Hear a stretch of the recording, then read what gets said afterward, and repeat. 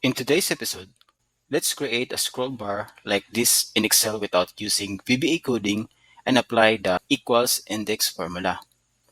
To create a miniature preview of your data, first copy the heading of your data, then go to the Developer tab, click Insert, and choose Scroll Bar.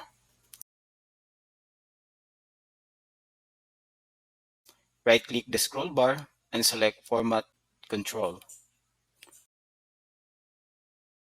Set the current value and minimum value to 1. The maximum value depends on where your data ends. For example, if your data in column A ends at cell 316, then we input 316 as the maximum value. Set the proportional change to 1 and the page change to 10. Link your scroll bar to your desired cell here, then click OK. Next, enter this formula equals index, open parenthesis, our array,